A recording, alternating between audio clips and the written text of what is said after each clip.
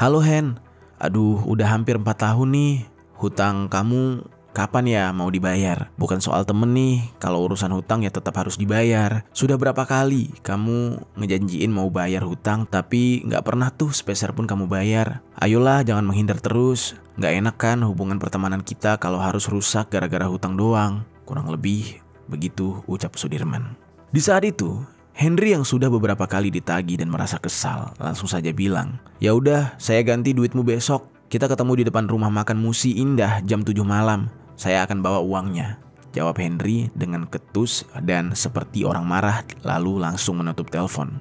Pada saat ditagih tersebut, aslinya Henry ini sebenarnya tidak punya uang.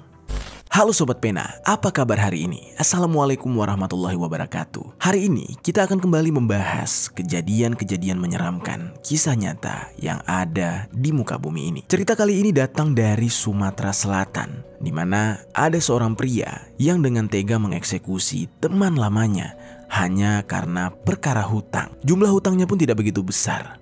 Namun apa boleh buat, nyawa temannya hilang di tangannya sendiri. Bagaimana cerita selengkapnya tentang kasus yang satu ini? Mari kita bahas di Kata Pena.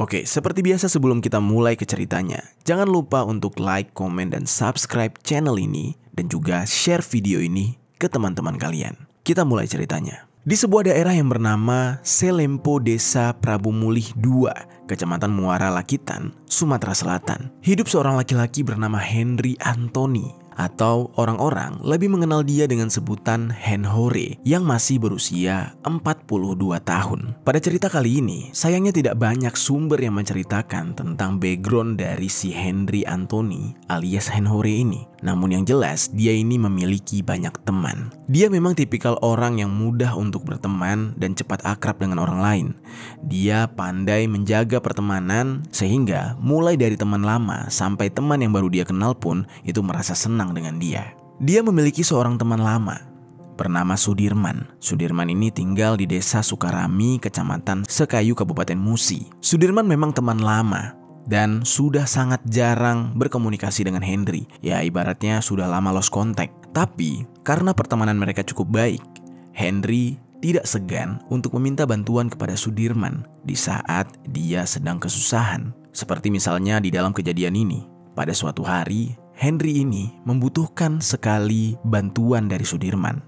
Ketika itu dia sedang buntu, tidak memiliki uang. Dia sudah pontang-panting mencari pinjaman uang ke sana kemari, tetapi sayangnya tidak kunjung mendapatkannya. Dia di saat itu sampai-sampai mikir keras. Siapa yang bisa aku pinjami uang dulu? Lagi butuh banget, mana waktunya sudah mepet gini, ucap dia di dalam hati sembari pusing memegang dahi memikirkan uang tersebut. Sampai setengah jam dia mikir. Akhirnya dia teringat kalau dia masih punya teman yang bernama Sudirman. Dia merasa perekonomian Sudirman ini jauh lebih bagus daripada perekonomiannya dia. Dan biasanya juga Sudirman ini adalah tipikal teman yang suka membantu. Jadi dia mencoba untuk menghubungi Sudirman mencari bala bantuan. Henry di saat itu menghubungi Sudirman melalui handphone. Dan di saat itu kebetulan sekali Sudirman tengah bersantai di rumahnya sambil memainkan handphone. Di tengah bersantai itu tiba-tiba saja Sudirman mendapatkan sebuah panggilan telepon dari teman lamanya itu. Dan ketika melihat notif nama Henry, dia langsung mengangkat telepon itu dengan sangat senang dan penuh rasa rindu. Ketika diangkat, Henry berbicara. "Halo bro, apa kabar lu? Apa kabar keluarga lu?" Sudirman menjawab, "Halo, alhamdulillah baik nih bos. Kamu apa kabar?" Dan percakapan itu akhirnya berlanjut ngalur ngidul. Ya layaknya dua sahabat yang sudah lama tidak bertemu. Di saat itu, seperti biasanya, teman yang sudah lama tidak berjumpa, jadinya obrolannya sangat banyak dan panjang. Apapun dibicarakan. Di saat mereka sudah lama mengobrol, Kemudian tiba-tiba si Henry yang membutuhkan bantuan ini mengarahkan obrolan itu kepada persoalan ekonomi. Tiba-tiba dia curhat tentang urusan personalnya. Dia menceritakan keadaan ekonominya yang sekarang sangat buruk. Bahkan dia bilang kalau dia sama sekali tidak punya uang pegangan pada saat itu. Dia juga langsung menjelaskan tujuan sebenarnya untuk apa dia menelpon. Selain ingin melepas kangen, dia juga ingin minta bantuan. Dia bilang, "Oh iya bro, sebenarnya aku nelpon kamu ini ya maksudnya mau minjam uang. Lumayan banyak sih, sekitar 2 jutaan. Kalau kamu ada dan percaya untuk minjemin ke aku senang banget sih. Tapi kalau memang gak ada juga gak apa-apa. Gak usah maksain, biar aku nyari ke yang lain lagi," ucap Henry di saat itu. Karena sudah banyak mendengar cerita dari Henry tentang kehidupan perekonomiannya, Sudirman di saat itu merasa iba. Makanya karena merasa tidak enak juga, akhirnya tanpa pikir panjang, dan memang di saat itu keadaannya Sudirman ini lagi punya uang. Akhirnya dia meminjamkan sejumlah uang yang diminta oleh temannya itu. Henry yang mendengar hal itu merasa sangat senang dan lega sekali. Dan dia bilang dia akan secepatnya mengembalikan uang itu tanpa berlama-lama. Sudirman benar-benar percaya kepada Henry. Dia langsung mentransfer uang tadi ke Henry. Dan pada saat dia meminjamkan uang kepada Henry, dia merasa sangat-sangat bahagia sudah bisa membantu teman lamanya ini. Oh iya sobat, sedikit informasi. Kejadian ini terjadi pada tahun 2018. Dan sejak Sudirman meminjamkan uang itu kepada Henry, anehnya Henry ini sama sekali tidak ada komunikasi lagi dengan Sudirman. Seperti orang yang tidak tahu terima kasih. Sudah dibantu, tetapi malah memutuskan hubungan komunikasi. Hubungan komunikasi saja sudah tidak berlanjut, apalagi untuk membayar hutang.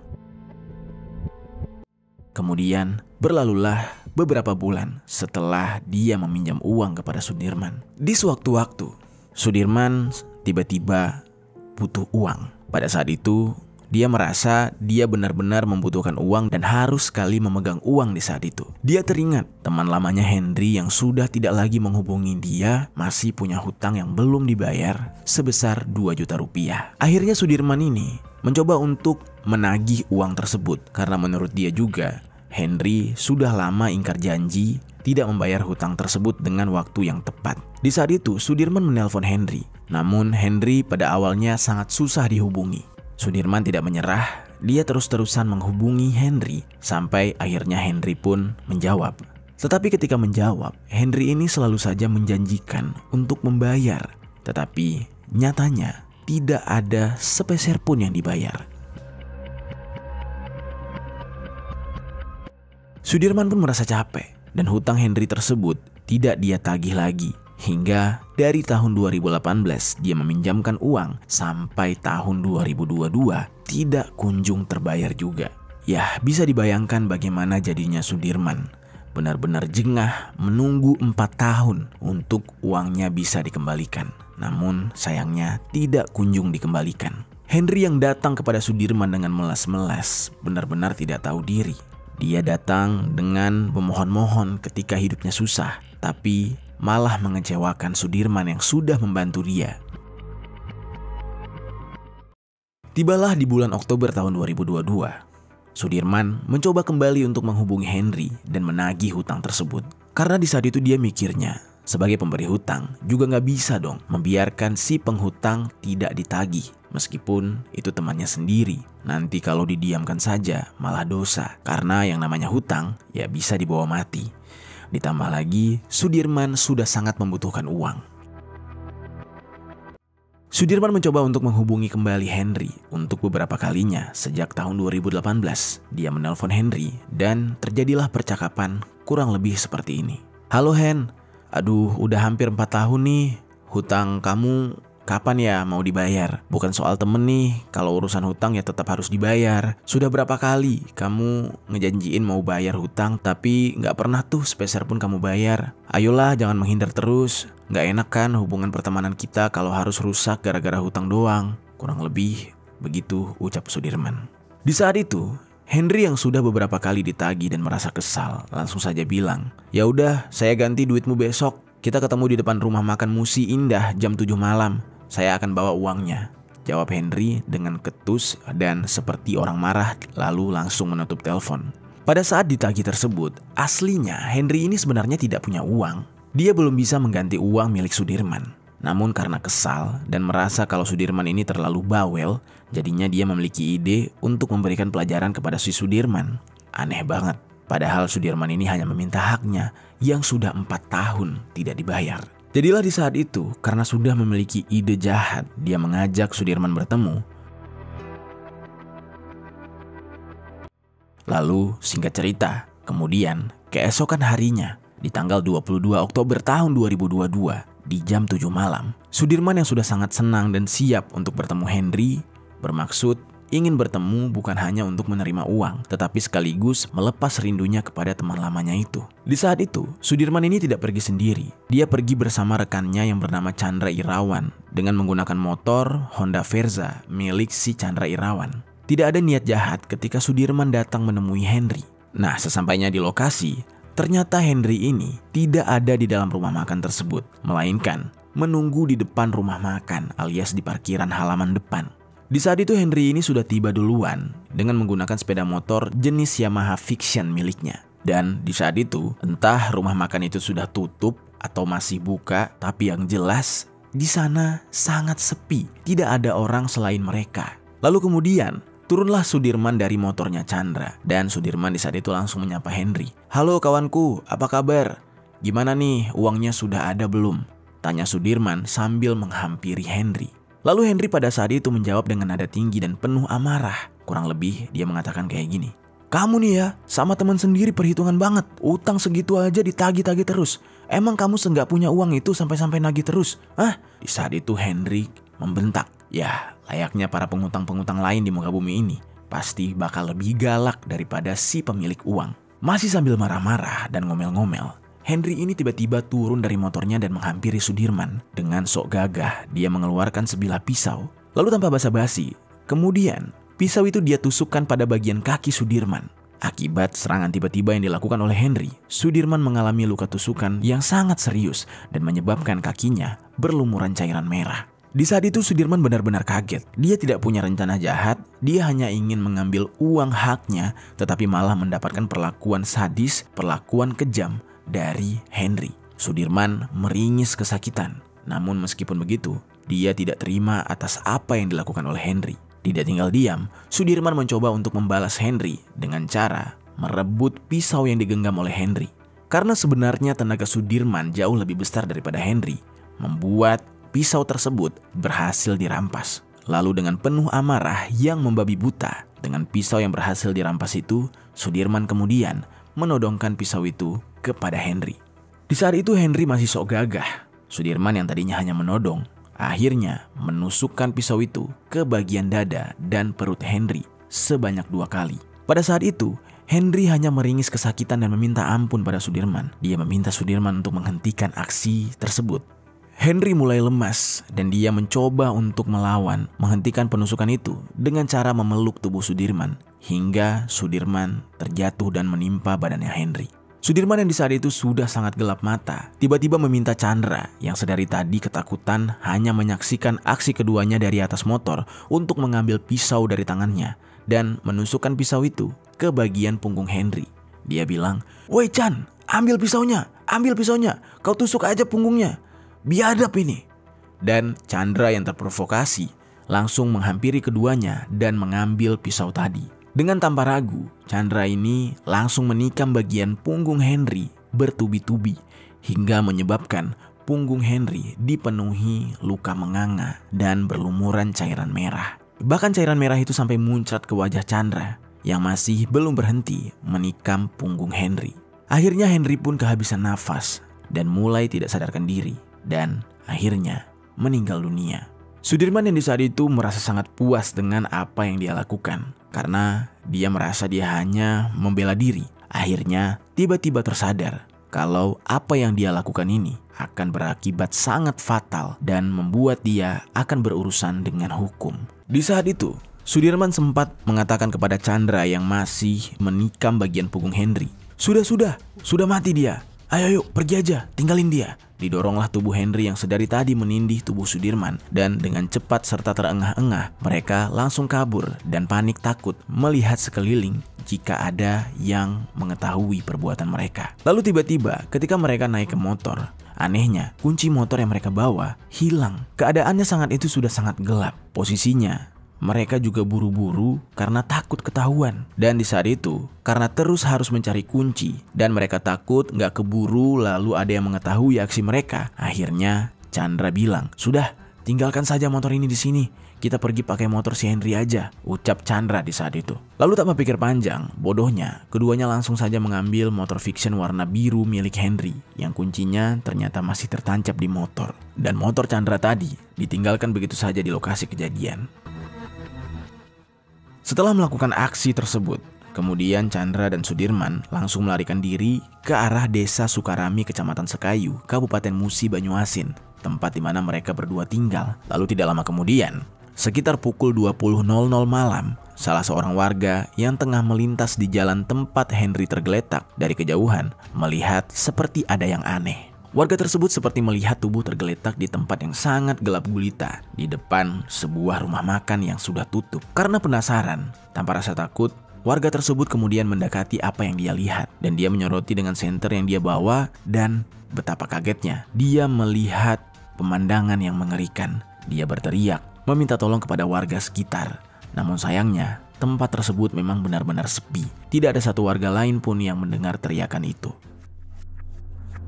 Nah, akhirnya warga yang menemukan Hendrik tergeletak ini kemudian berlari ke tengah pemukiman. Dia berteriak minta tolong dan mengatakan kalau dia melihat ada jasad yang tergeletak di depan rumah makan yang sepi tersebut. Lalu tanpa berlama-lama, karena kaget dengan teriakan tersebut, semua warga yang ada di sana berbondong-bondong membawa senter ke tempat yang dimaksud. Kebetulan sekali di antara para warga ini ada kakak dari Henry yang tinggalnya tidak jauh dari sana. Dia ikut melihat jasad yang ditemukan. Ketika tiba di lokasi, warga semua berteriak dan kakak dari Henry melihat tubuh tersebut mirip seperti adiknya. Dan ketika tubuh itu dibalik, dia sangat kaget dan berteriak histeris sejadi-jadinya karena dia tidak menyangka jasad tersebut adalah adik kandungnya, Henry. Dia berteriak menangis sejadi-jadinya. Dia bingung apa yang telah terjadi dan apa yang harus dia lakukan. Pasalnya tadi siang adiknya Henry itu masih sehat-sehat aja dan tidak menceritakan apapun, tidak ada kabar kalau dia ingin bertemu seseorang.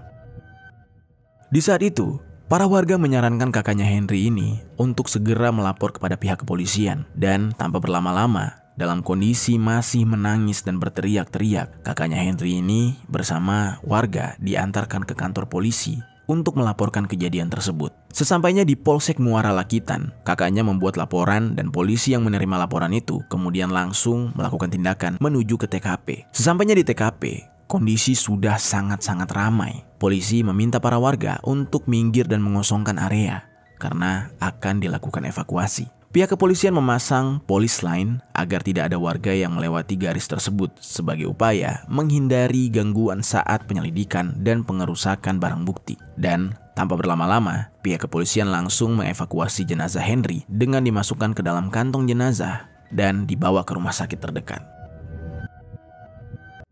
Beberapa barang bukti yang ada di sana juga ikut diamankan, berupa pakaian, pisau, dan juga motor Honda Verza yang merupakan milik pelaku. Singkat cerita, pada malam itu juga, ketika cairan merah dari tubuh Henry masih mengalir segar, pihak kepolisian langsung melakukan penyelidikan lewat barang bukti yang didapat. Dari hasil penyelidikan itu, malam itu juga pihak kepolisian langsung mendapatkan identitas dari pelaku yang mengarah kepada si pemilik motor, yaitu Chandra. Dan juga setelah dicek kembali oleh pihak kepolisian, ada sidik jari seseorang yang tertinggal di pisau yang mereka gunakan untuk menikam korban. Setelah polisi mengantongi nama pelaku, kemudian kepolisian langsung menuju ke kediaman Chandra. Dan kebetulan Chandra ini tinggal di kampung yang sama dengan Sudirman. Pada saat itu, polisi tiba di rumahnya Chandra. Ternyata kedua pelaku sedang berada di tempat yang sama, yaitu di kediamannya Chandra. Chandra sedang membantu mengobati luka yang dialami oleh Sudirman pada kakinya. Kemudian tanpa berlama-lama, polisi langsung melakukan penangkapan kepada mereka berdua. Dan tanpa adanya perlawanan, mereka segera dibawa ke kantor polisi untuk dimintai keterangan. Dan mereka berdua pun resmi dinyatakan bersalah. Sementara itu, jenazah Henry dipulangkan ke keluarganya, dan di saat itu keluarganya merasa sangat bingung. Henry adalah korban eksekusi, tetapi di dalam kejadian ini, Henry memiliki hutang yang mana sebagai pemeluk agama Islam dipercaya jika seseorang yang masih memiliki hutang itu tidak boleh dikuburkan terlebih dahulu sebelum hutangnya lunas atau dibayar ataupun diikhlaskan. Terjadilah kebimbangan di sini. Apa yang harus dilakukan oleh keluarga Henry? Apakah penghilangan nyawa Henry sudah cukup untuk membayar hutangnya sebesar 2 juta rupiah? Ataukah keluarganya harus tetap membayar kepada Sudirman? Lalu di sisi lain, Sudirman mengatakan semua kronologi kepada pihak kepolisian, dan di saat itu pihak kepolisian merasa sebenarnya Sudirman ini tidak bersalah. Dia hanya membela diri. Namun apa boleh buat, hukum di negeri ini tidak membenarkan menghilangkan nyawa seseorang. Akhirnya Chandra dan juga Sudirman divonis dengan pasal 338 KUHP dan atau pasal 170 ayat 3 KUHP dengan ancaman pidana 15 tahun penjara. Karena mereka mengeksekusi seseorang tanpa berencana, alias terjadi secara tiba-tiba dan bahkan mereka hanya membela diri. Bagaimana sobat? Apa pelajaran yang bisa kita ambil dari kasus ini?